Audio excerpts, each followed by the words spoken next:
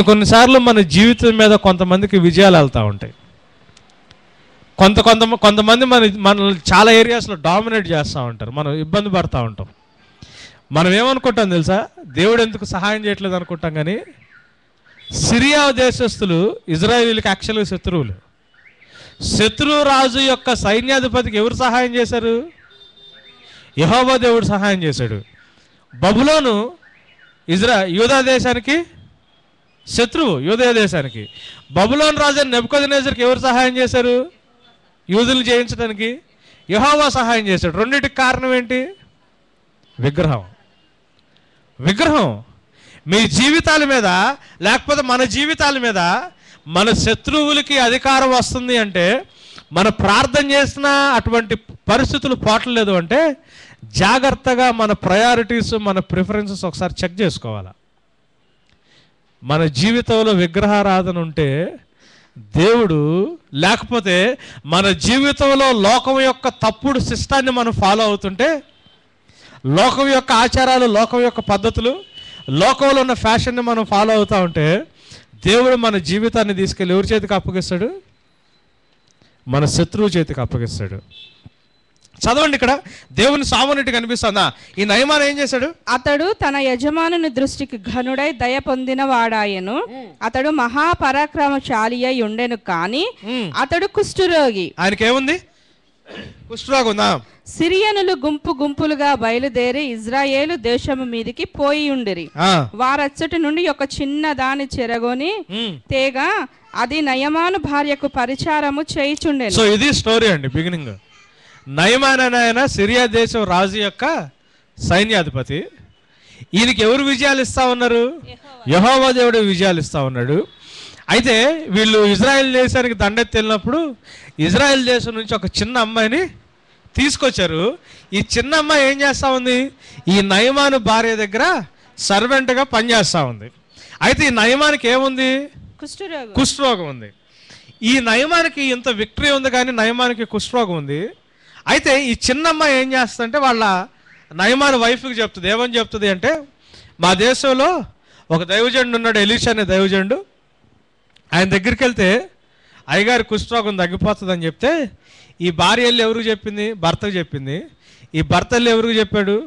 రాజుకు చెప్పి, రాజు దగ్గర నుంచి రికమెండేషన్ లెటర్ తీసుకుని ఎక్కడికి వెళ్తాడు? ఇజ్రాయెల్ దేశానికి వెళ్తాడు. ఎవరు చెప్పిన మాట మీద? అమ్మాయి పేరేంటి? తెలీదు కదా. సమరయ స్త్రీ పేరేంటి?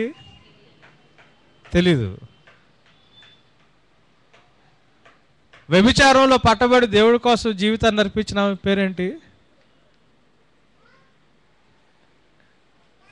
జనరల్గా నిజంగా దేవుడి కోసం నిలబడి సేవ చేసే వాళ్ళ పేర్లు బైబిల్లో చూడండి, చాలా చాలా చాలా చిన్నోళ్ళు వీళ్ళు. ఎంత అమ్మాయి? ఏజ్లో పెద్దది కాదు, చిన్న అమ్మాయి. ఉన్నతమైన స్థానంలో ఉందంటే లేదు. సరే, చిన్న అమ్మాయి చెప్పింది కదా అని చెప్పి ఈయనెవరు? సైన్యాధిపతి, లీడరు, బయలుదేరాడు. ఇజ్రాయెల్ దేశానికి వెళ్ళాడు. ఇజ్రాయెల్ దేశం రాజు దగ్గరికి వెళ్తే ఇజ్రాయెల్ దేశం రాజు భయపడిపోయాడు. ఏమని భయపడిపోయాడు? నేను రోగం తగ్గించేదని నేను దేవుణ్ణా జీవం వేయడానికి, మరణం వేయడానికి అని చెప్పి ఏడ్చి భయపడి, ఎందుకు సిరియా దేశం రాజు ఆల్రెడీ ఈయన మీద విక్టరీ సంపాదించి ఈయన నామినల్గా ఒక కింగ్ లాగా అక్కడ పెట్టి ఈయన ద్వారా ఆయన పరిపాలన చేస్తూ ఉన్నాడు. ఒకవేళ నేను అంటే ఈ కుష్ఠరోగం నేను మానిపోలేకపోతే ఆ రాజు నన్ను చంపేస్తానని భయంతో ఏడవడం మొదలుపెట్టాడు, బట్టలు దించుకుని. విషయం ఏంటంటే, వాళ్ళ దేశంలో దేవుని యొక్క సేవకుడు ఉన్న సంగతి చిన్నమ్మాయికి తెలిసింది, కానీ దేశాన్ని పరిపాలించే రాజుకి తెలియలా. సరే, ఇది మొదటి విషయం, ఇది పక్కన పెట్టండి. రాజు ఏం చేశాడు? ఈ విషయం తెలుసుకుని ఎలీషా ఏం చేశాడు? ఆయన నా దగ్గరికి పంపిమన్నాడు. సరే, నయమాను ఎలీషా ఇంటికి వెళ్ళాడు. రథాలను గిదాలను అన్నీ వేసుకుని వెళ్ళాడు. బంగారం, వెండి బట్టలన్నీ తీసుకుని వెళ్ళాడు. వెళ్తే ఎలీషా తలుపు దగ్గరికి కూడా రాలా కదా. మనకు జనరల్గా ఎమ్మెల్యేనో మినిస్టరో లేకపోతే పెద్ద పెద్దోళ్ళు చర్చికి వస్తే చర్చిల్లో ఎట్లయిపోతుంది వాళ్ళకు కదా. ఈయన వీళ్ళ మీద రాజ్య పరిపాలన చేసే సైన్యాధిపతి సైన్యం వేసుకుని, బంగారం వేసుకుని, వెండి వేసుకుని, బట్టలు వేసుకుని ఇంటి తలుపు దగ్గరికి వస్తే ఎలీషా తలుపు దగ్గరికి కూడా వెళ్ళా, సర్వెంట్ని పంపించాడు. పంపించేమన్నాడు, 7 సార్లు వెళ్ళి యోర్దాను నదిలో మునగమన్నాడు. ఆ మాట చెప్పగానే నయమాను కోపం వచ్చింది. మా దేశాల్లో నదులు లేవా? 2 నదుల పేర్లు చెప్పి, ఎంతకంటే పెద్ద నదులు ఉన్నాయి, ఎంత దూరం వచ్చి నేను ఈ నదిలో మునగాల అని చెప్పి అంటే ఆయనకి సరైన ఇంపార్టెన్స్ లేదని ముందు ఫీల్ అయ్యి కోపం వస్తుంది. తర్వాత ఆయన పక్కన ఉన్నోళ్ళు అంటే ఆయన ఏమైనా మంచి పని చెప్తే చేసేవాళ్ళు కదా, దీనికి కూడా ఒబీడియన్స్ చూపించమంటే సరే నయమాన్ ఏం చేస్తాడు, వెళ్ళి నీళ్ళల్లో మునుగుతాడు. గమనించండి, ఇది చిన్న స్టోరీలాగా కనిపిస్తుంది కానీ నయమాను అంత టాప్ లెవెల్లో ఉండి అంత విక్టరీని టేస్ట్ చేస్తా ఒక సైన్యాధిపతిగా ఉండి యోర్దాను నదిలో మునగాలంటే ఏం చేయాలా? ముందు ఆయన కొన్ని మెడల్స్ అని తీసి పక్కన పెట్టాలా, బట్టలన్నీ తీసి పక్కన పెట్టాలా. బట్టలు తీస్తే శరీరం మీద ఏం కనిపిస్తుంది జనాలకి? కుష్ఠరోగం కనిపిస్తుంది. అయినా కానీ ఎవరి మాట విని, ఒక చిన్నదాని మాట విని బయటకు కూడా రాకుండా నేను బయట సర్వెంట్ని పంపించాడు. ఒక సర్వెంట్ మాటిని ఒకసారి మునిగాడు, అందరూ వాళ్ళ సర్వెంట్స్ అందరూ ముందు పైకి లెగుస్తాడు, ఏం కాలేదు.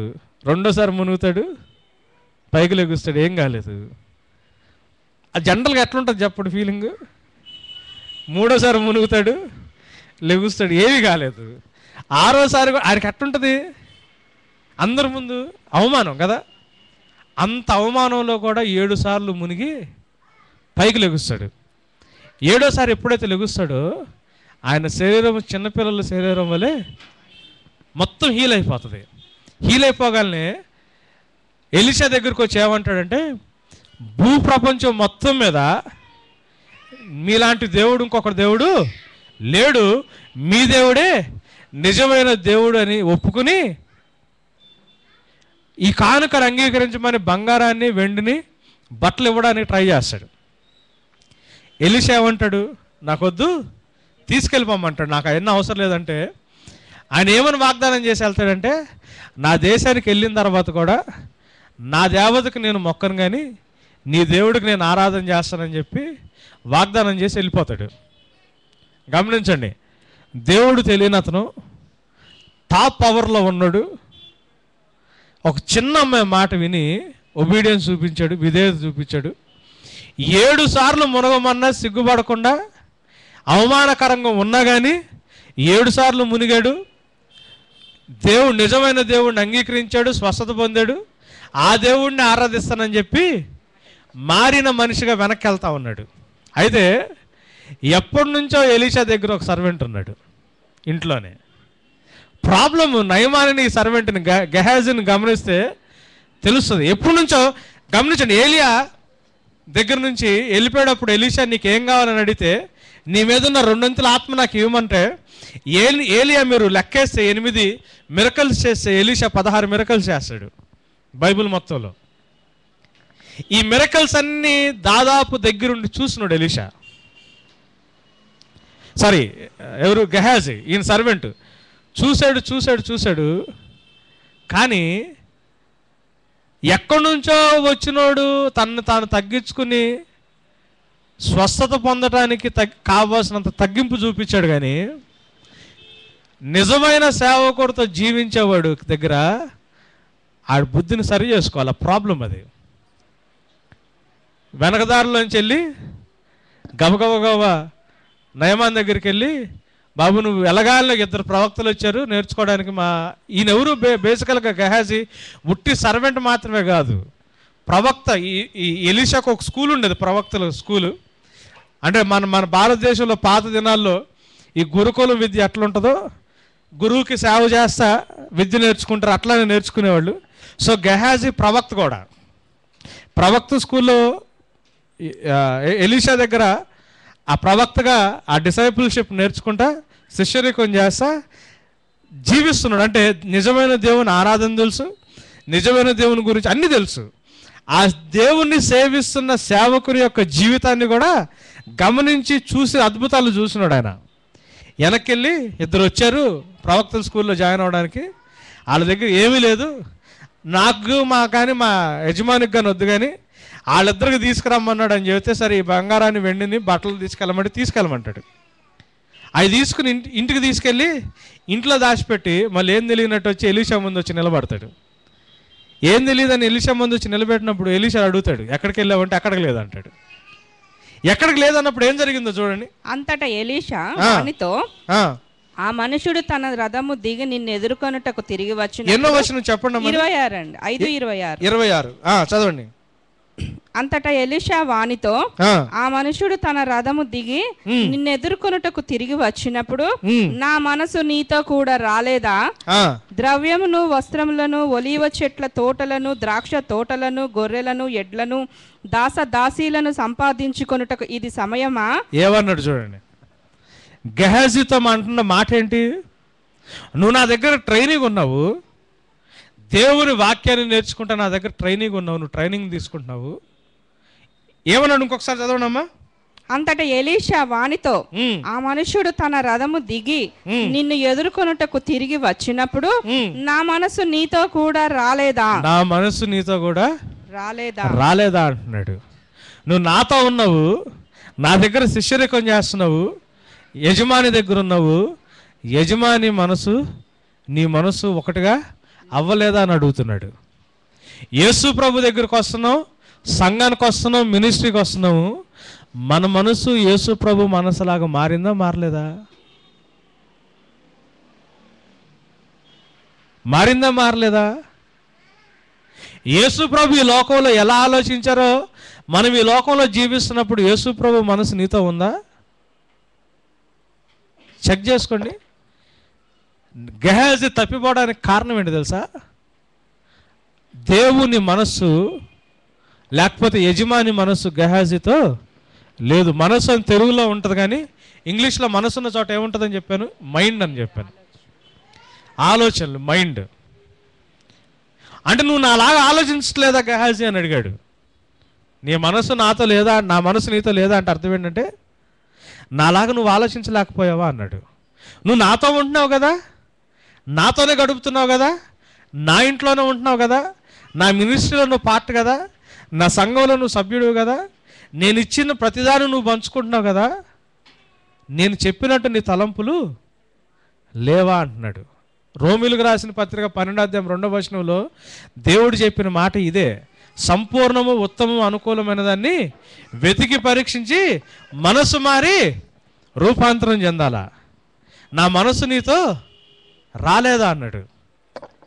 మినిస్ట్రీలో పార్ట్ మనం చాలా కాలం నుంచి, చాలా సంవత్సరాల నుంచి, సంఘంలో పార్ట్ మనం చాలా కాలం నుంచి, చాలా సంవత్సరాల నుంచి, దేవుని సంఘంలో మనం వెళ్తున్నాము.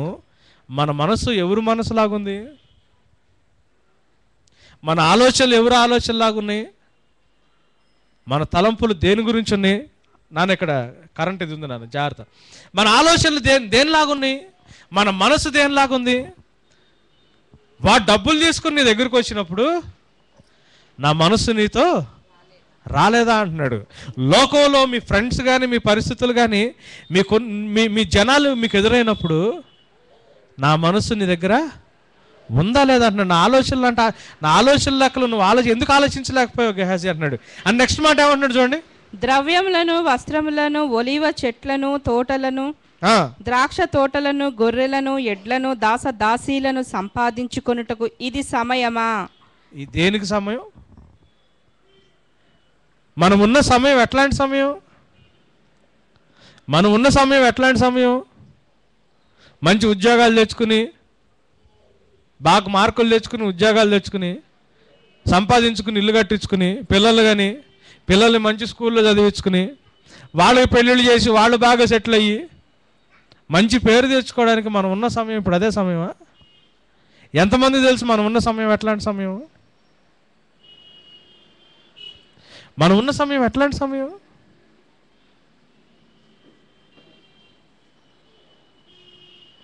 దేవుడు నేడో రేపో దేవుడు రాబోతున్నాడు. దేవుడి కొరకు సిద్ధపడగలిగే మనసు ఉండాలి.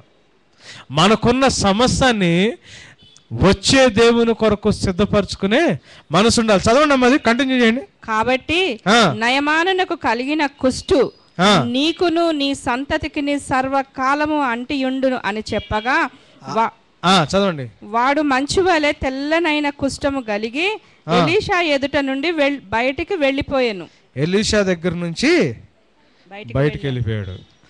దేవుడు తెలియనోడు, లోకంలో గొప్పోడు, ఒక చిన్నదాని మాట విని దేవుడి సన్నిధికి వచ్చి విధేయత చూపించి స్వస్థత పొంది నిజమైన దేవుణ్ణి గుర్తించి నిజమైన దేవుణ్ణి ఆరాధిస్తానని ఒప్పుకుని వెళ్ళిపోతే, కొన్ని సంవత్సరాల నుంచి మినిస్ట్రీలో ఉంటా, సంఘంలో ఉంటా, దేవుని ఆలయానికి వస్తా, దేవుని గురించి విషయాలు తెలిసి దేవుని శిష్యుడిగా లేకపోతే దేవుని సేవకుడుగా తర్ఫీదు పొందుతున్న మనం, అట్లాంటోడికి ఏమైంది? కుష్ఠరోగం వాడిని వదిలిపెట్టింది. కుష్ఠరోగం ఎవరికి వచ్చింది? వీళ్ళకి వచ్చింది. క్రైస్తవులకి మీరు ఇది వార్నింగ్ అనుకుంటారు, సజెషన్ అనుకుంటారు, ఏమనుకుంటారో మీ ఇష్టం. అది దేవుడు తెలియనోడు యేసు ప్రభు గురించి తెలుసుకుని దేవుడికి విధేయత చూపించి దేవుడి కోసం బ్రతకడానికి ట్రై చేస్తున్నారు. సంవత్సరాలు మినిస్ట్రీలో ఉండి, సంఘంలో ఉండి, వాక్యం చేతిలో ఉండి, వాక్యం ఏం చెప్తుందో తెలిసి వాక్యానుసారమైన మనసు తెచ్చుకోకుండా వాళ్ళు దేని నుంచి స్వస్థత పొందుతున్నారో అలాంటి కుష్ఠరోగాన్ని సంఘంలో ఉన్నోళ్ళు, మినిస్ట్రీలో ఉన్నోళ్ళు పొందుకుంటున్నారు. ఇది పెద్ద ప్రాబ్లం అండి. ఇది పెద్ద ప్రాబ్లం. నీ మనసు తప్పిపోవడానికి కారణం ఏంటో తెలుసా? విగ్రహారాధన. మనసులు తప్పిపోవడానికి కారణం ఏంటి? విగ్రహారాధన. సంపాదించుకోవడానికి నానా కరెంట్ ఉంది అక్కడ. సంపాదించుకోవడానికి ఇది ఇప్పుడు సమయమా? సంపాదించుకోవడానికి ఇది ఇప్పుడు సమయమా? కాదు.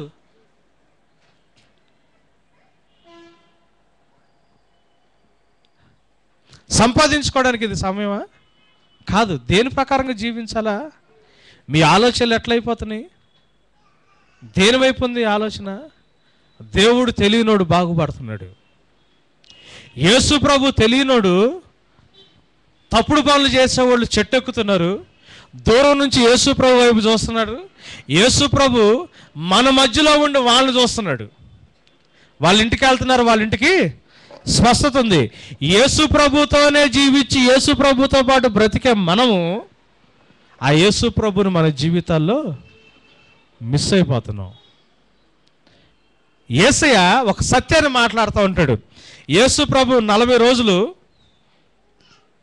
ఉపవాసం ఉన్న తర్వాత ఆయన డైరెక్ట్గా ఆయన సొంత ఊరికి వెళ్తాడు. సొంత ఊరికి వెళ్ళి అక్కడ ఒక సినగోగలో యెషయా గ్రంథాన్ని తీసి చదివి, ఈరోజు ఈ వాక్యము మీ వినికిడి యందు నెరవేర్చబడిందని చెప్పినప్పుడు వాళ్ళందరూ ఏమన్నారు?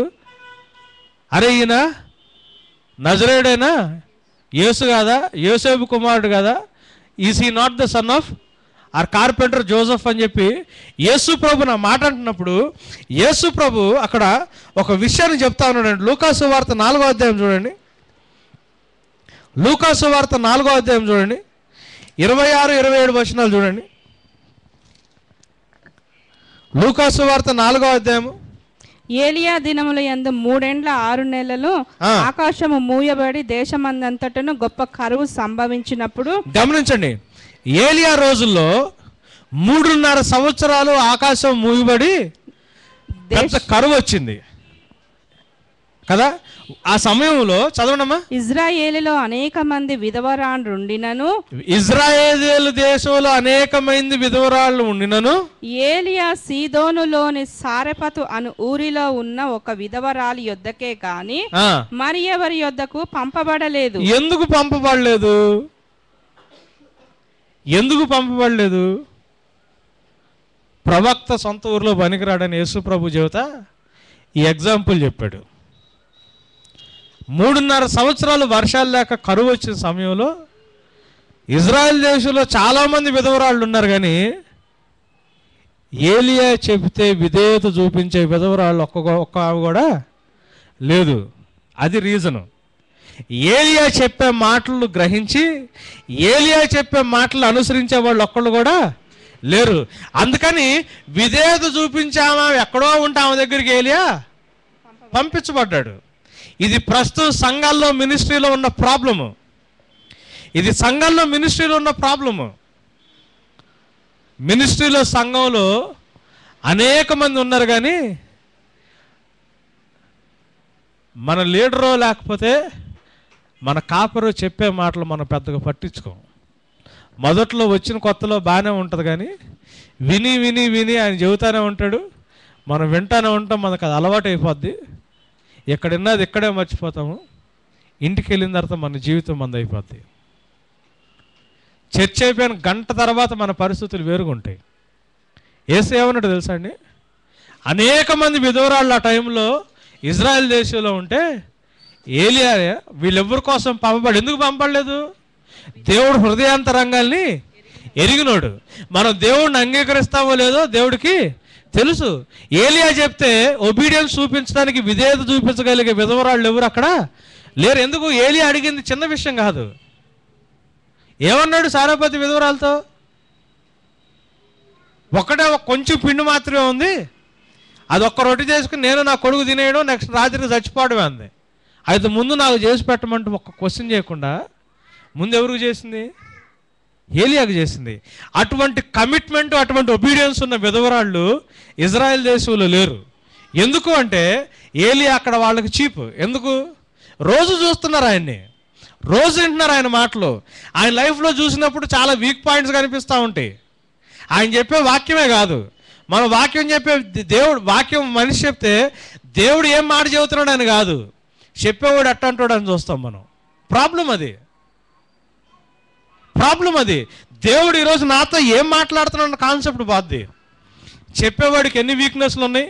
వీడు చెప్పులు వేసుకున్నాడా, బూట్లు వేసుకున్నాడా, ఎటువంటి షర్ట్ వేసుకున్నాడు, ఎలా చెబుతున్నాడు, వీడి బిహేవియర్ ఎట్టుంది, వీడి జీవితం ఎట్టుందని చెప్పి వ్యక్తుల వైపు చూసి దేవుని వాక్యాన్ని నెగ్లెక్ట్ చేస్తాం, విధేయత చూపించాం. రోజు చెప్పేదే కదా, ఎప్పుడు చెప్పేదే కదా, విసుక్కోవటానికి ఆస్కారం ఉండటానికి ఛాన్స్ ఉంటుంది. యేసు ఏమంటున్నాడంటే 3.5 సంవత్సరాలు అక్కడ కరువు వస్తే అనేక మంది విధవరాళ్ళు ఇజ్రాయెల్ దేశంలో ఉంటే ఏలియా ఇజ్రాయెల్ దేశంలో విధవరాళ్ళ దగ్గరికి పంపబడలా. ఎందుకంటే ఆ విధవరాళ్ళు ఏలియా మాట వినటానికి ఇష్టపడేవాళ్ళు కాదు, విధేయత చూపించేవాళ్ళు. ఎక్కడో ఉన్న ఇంకో విధవరాళ్ళ దగ్గరికి ఏలియా పంపబడ్డాడు. నెక్స్ట్ మాట ఏమంటాడు చూడండి. మరియు ప్రవక్త అయిన ఎలీషా కాలమందు ఇజ్రాయేలులో అనేక కుష్ఠరోగులు ఉండినను. ఏమనుందండి? ప్రవక్త అయిన ఎలీషా కాలంలో అనేక మంది కుష్ఠరోగులు ఉన్నా గానీ సిరియా దేశస్థుడైన నయమాను తప్ప మరి ఎవడును శుద్ధి నొందలేదని నేను మీతో. ఎవరు శుద్ధి నొందడం కాదు, ఉన్నోళ్ళు కూడా తెచ్చుకున్నారు ఇజ్రాయెల్ దేశంలో. ప్రాబ్లం అది.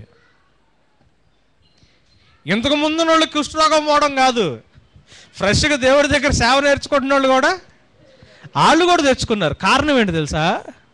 నయమాను ఎలీషా మాటకి విధేయత చూపించడానికి ఇష్టపడ్డాడు. మిగతా వాళ్ళు ఎలీషాను పట్టించుకోవాలా. దేవుడు నీతో నాతో ఎందుకు మాట్లాడుతున్నాడు? పట్టించుకోవడానికి కారణం ఏంటి? మన జీవితాల్లో మనుషులు, వస్తువులు ఏదో ఒకటి ప్రయారిటీ వెళ్ళిపోద్ది. వాటి కోసం ఇచ్చే టైము దేవుడి కోసం మనం ఇవ్వలేం. దేవుడి కోసం టైం ఇవ్వడమే మనకు చేతగానప్పుడు, దేవుని గురించి ఆలోచన మనకు చేతగానప్పుడు, దేవుడు చెప్పే మాటలకి విధేయత ఇంకెక్కడి నుంచి చూపిస్తాం మనం? ఒబీడియన్స్ చూపించాం. ఒబీడియన్స్ చూపించకపోతే దేవుని విడుదల నీ దగ్గరికి నా దగ్గరికి రాదు. అలవాటైపోయింది. ఎన్ని రోజుల నుంచి రెండో రాకడ కోసం దేవుని కొరకు సిద్ధపడాలని వాక్యాలు వింటున్నాం చర్చిలో. వాక్యానుసారమైన మార్పు మనలో ఎంతమందికి వచ్చింది? ఎంతమంది విధేయత చూపించగలిగాము? ఎంతమంది? నేను ప్రతిసారి చెప్తున్నా, హోంవర్క్ బుక్ కూడా పెట్టుకోండి, క్లాస్ వర్క్ బుక్ కూడా పెట్టుకోండి, ఇంటికి వెళ్ళిన తర్వాత వాక్యాన్ని స్టడీ చేయండి. మీరు వ్యక్తిగతంగా దేవుని దగ్గర నుంచి మీరు మాట తీసుకోమని ఎంతమంది తీసుకోగలుగుతున్నావు? ఆ పక్కన ఆ రూమ్లో చర్చ జరిగేటప్పుడు నుంచి చెబుతున్నా, దగ్గర సంవత్సరం ముందు నుంచి చెబుతున్నా. ఎంతమంది ప్రాక్టీస్ చేయగలిగాం దీన్ని? మనం చెయ్యం. ఎందుకు అంటే ఇది కామన్ మాట చర్చ్లో. చాలా సాధారణమైన మాట. మన మన మన టైంని మన జీవితంలో ప్రయారిటీ తీసుకునే వీటికంటే చాలా ఎక్కువ వేరేవి ఉంటాయి. దేవుడి మాట ఊరికే రాదండి మన దగ్గరికి. దేవుడి మాట ఊరికినే రాదు మన దగ్గరికి. దేవుడు ఉట్టినే మాట్లాడు. ఉత్తనే మా ఊర్లో అయితే ఊరకనే దాన్ని ఏదో అంటారు, ఊరికినే రాదు దేవుడు మాట మర్చిపోయి. ఊరికినే రాదు దేవుడు మాట, ఊరికినే మాట్లాడు దేవుడు. ఇక్కడ నేను కాకపోతే దేవుడు కాకిని వాడుకుంటాడు, గాడిదని వాడుకుంటాడు, రాళ్ళను వాడుకుంటాడు, రప్పను వాడుకుంటాడు. నేను అసలు ఇంపార్టెంట్ కాదు ఈ ప్లేస్లో ఉన్నది. కానీ దేవుడు ఏం మాట్లాడుతున్నాడు మీతో, మీకు లీడర్ కావచ్చు, మీ కాపర్ కావచ్చు, సేవకుడు కావచ్చు, నిజంగా దేవుడు చెప్తున్న మాట ఏంటి, ఎంతవరకు విధేయత చూపిస్తున్నాం మనం దానికి. సొంత ఊర్లో సొంత ఇంట్లో ఎలీషాతో పాటు జీవిస్తున్న వాడికి కుష్ఠరోగం వచ్చింది. దేవుడు ఎవరో తెలీదు, లోకస్తుడు, లోకంలో ఆయనకున్న పొజిషన్ బట్టి గర్వపడేవాడు, అట్లాంటికి కుష్ఠరోగం పోయింది. ఇది నేను మినిస్ట్రీలో చూస్తున్నాను, సంఘంలో చూస్తున్నాను. ప్రార్థన చేస్తున్న ప్రభు, ఏంది ప్రభు అంటే దేవుడు మాట్లాడుతూ ఉన్నాడు. బయట వాళ్ళందరూ స్వస్థపడుతున్నారు, బయట వాళ్ళందరూ సరి అవుతున్నారు, బయట వాళ్ళు దేవుని మాటలు వినటానికి ఇష్టపడుతున్నారు. సొంత వాళ్ళ దగ్గర ఏంటి కామైపోయారు, చల్లబడిపోయారు అంటే దేవుడు ఏమంటున్నాడంటే తలంపులు, మనసు. మీ మనసు ఎట్లుంది? ఎట్లుంటుంది మీ మనసు ఈరోజు? దేని మీద ఉంది మీ మనసు? దేని గురించి ఆలోచిస్తుంది మీ మనసు?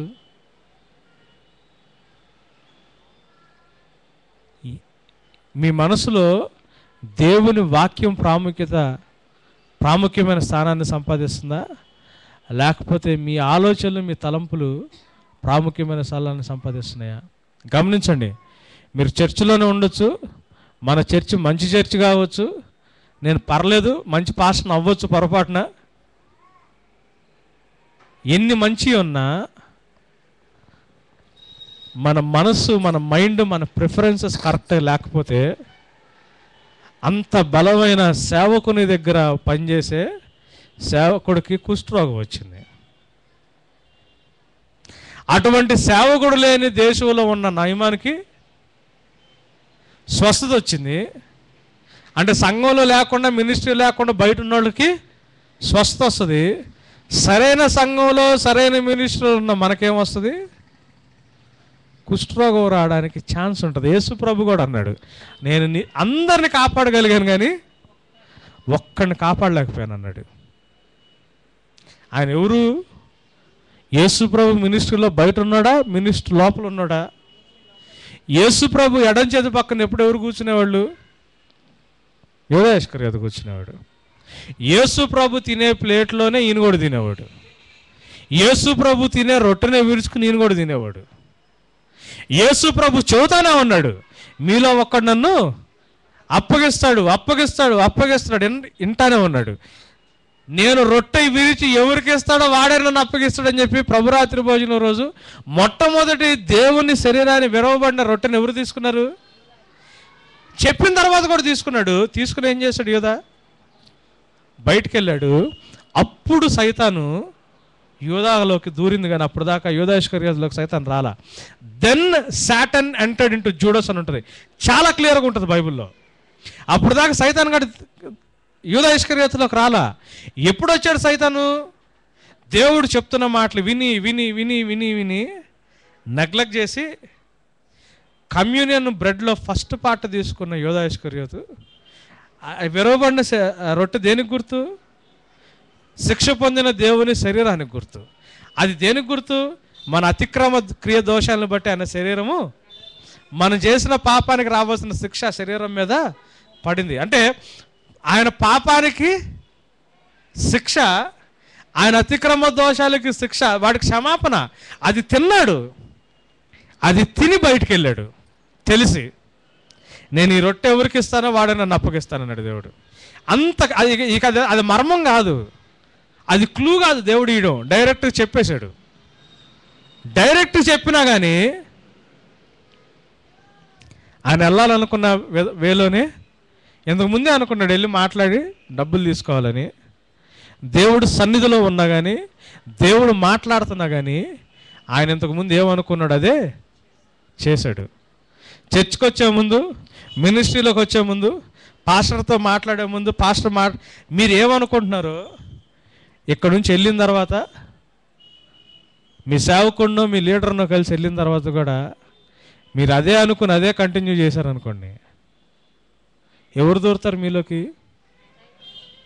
సైతాన్ గాడు దూరుతాడు. జాగ్రత్త అండి, సైతాన్ గాడు దూరుతాడు. చాలా జాగ్రత్తగా ఉండాలి ఈ ఏరియాలో.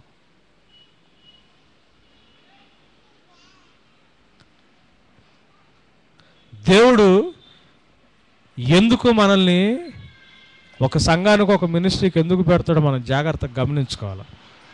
సరైన వాక్యం లేకపోతే, నిజమైన వాక్యం ఉన్న దగ్గరికి వెళ్ళాల్సిన బాధ్యత ఎంత ఉందో, వాక్యానికి విధేయత చూపించడం కూడా అంతే ఇంపార్టెంట్. అటువంటి విధేయత మనం చూపించలేకపోతున్నామంటే దానికి కారణం ఏంటి చెప్తారా? దానికి కారణం ఏంటో?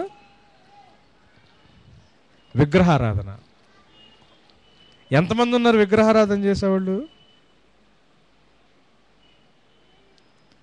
ఎంతమంది ఉన్నారు విగ్రహారాధన చేసేవాళ్ళు? నేను ఈరోజు ఎక్కువ చెప్పదలుచుకోవట్లే, ఇక్కడితో క్లోజ్ చేస్తున్నా.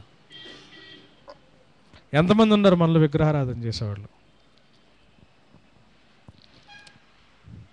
నా మనసు నీతో రాలేదా గెహాజీ అని అడుగుతున్నాడు.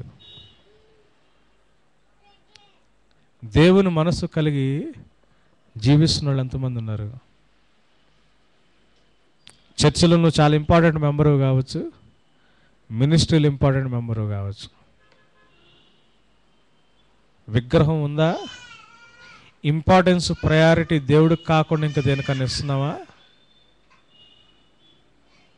కుష్ఠరోగం మనకు అంటుకుంటుంది. కుష్ఠరోగం ఏం చేస్తుంది తెలుసా అండి? తినేస్తుంది శరీరాన్ని. బతుకుండగానే శరీరాన్ని తినేసి ఆ శరీరంలోంచి కంపు బయటకు తీసుకొస్తుంది, కంపు కొడుతుంది బయటికి. బ్రతుకుండగానే నీ శరీరాన్ని తినేసి క్రీస్తు యొక్క సువాసన పరిమళంగా నువ్వు ఉండాల్సిన మనం ఏమైపోతాము? దుర్వాసనగా ఈ లోకానికి మనం మారిపోతాం. హెబ్రీ పత్రిక 6వ అధ్యాయము 4వ వచనం. హెబ్రీ పత్రిక 6వ అధ్యాయము 4వ వచనం.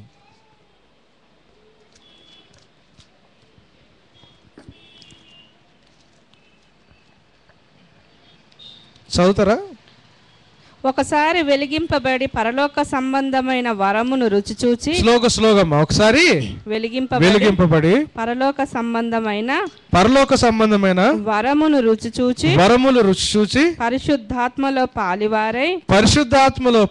పాలివారై దేవుని దివ్య వాక్యమును రాబోవు యుగ సంబంధమైన శక్తుల ప్రభావమును అనుభవించిన తరువాత, దేవుని వాక్యాన్ని అనుభవించి రాబో యుగ సంబంధమైన శక్తుల ప్రభావాన్ని అనుభవించిన తర్వాత తప్పిపోయిన వారు తమ విషయములో దేవుని కుమారుని మరలా సిలువ వేయుచు, దేవుని కుమారుని ఏం చేస్తుంటారంట? మరలా సిలువ వేయచ్చు బాహాటముగా ఆయనను అవమానపరచుచున్నారు కనుక, బాహాటముగా ఆయనను ఏం చేస్తారు? రక్షణ అనుభవంలోకి వచ్చి పరిశుద్ధాత్మతో నింపబడి వాక్యం యొక్క మర్మాలు తెలుసుకుంటా, వాక్యంలో స్థిరపడతా, పరిశుద్ధాత్మ దేవుని వరాలని టేస్ట్ చేస్తా, తప్పిపోయిన వాళ్ళు ఏం చేస్తారు? వెనక్కి వెళ్ళిపోయే వాళ్ళు ఏం చేస్తారు? ఎందుకు వెళ్ళిపోతారు? కారణం ఏంటి? మన మనస్సు, మన మైండ్, మన ప్రయారిటీస్, జీవితంలో మనం ఇచ్చే విలువలు, దాని నుంచే తప్పిపోతారు, ఇంక వేరేదేం కాదు. తప్పిపోయిన వాళ్ళు ఏం చేస్తారంట? మరలా యేసు ప్రభుని బాహాటంగా సిలువ వేస్తామంట మనం. అన్యులు చేరి పని, మినిస్ట్రీలో ఉన్నోళ్ళు, సంఘంలో ఉన్నోళ్ళు ఈ పని చేస్తారు. మరలా సిలువ వేసినప్పుడు యేసు ప్రభుని చూసి ఏం చేశారు జనాలు? ఎగతాళి చేశారు. నిజమైన దేవుడు అయితే దిగిరా అన్నారు. సిలువ మీద దిగంబరంగా యేసు ప్రభు వేలాడుతున్నప్పుడు ఆయన చూసి ఎగతాళి చేశాడు. ఇప్పుడు క్రైస్తవ సమాజం గురించి బయట ఏం చేస్తున్నారు తెలుసండి? లోకం ఎగతాళి చేస్తున్నారు. నిజంగా మీ దేవుడు నిజమైన దేవుడా, నిజమైన దేవుడు ఇది చేయొచ్చు కదా అంటున్నారు. అంటే అర్థం ఏంటి? యేసు ప్రభుని ఎక్కడ చూస్తున్నారు వాళ్ళు? ఎక్కడ చూస్తున్నారు? అవమానకరంగా సిలువ వేయబడి చూస్తున్నారు. మరలా మరలా యేసు ప్రభుని సిలువేస్తుంది ఎవరు? అన్యులు కాదు, అన్యులు కాదు. ఎవరు వేస్తున్నారు సిలువ? వాక్యం తెలిసి వెలిగింపబడి రక్షణలోకి వచ్చి వాక్యాన్ని అనుభవించి పరిశుద్ధాత్మను అనుభవించిన వాళ్ళే. మనం వెనక్కి వెళ్తే, ఒక్క అడుగు వెనక్కేస్తే మీరు నేను ఏం చేస్తామంటే, ఆ టైంలో నిజమైన దేవుడు తెలియక వాళ్ళ అజ్ఞానం చేత యూదులు రోమియోలు సిలువేశారు యేసు ప్రభుని. మనం అన్నీ తెలిసి యేసు ప్రభుని ఏం చేస్తాము? సిలువేస్తాం.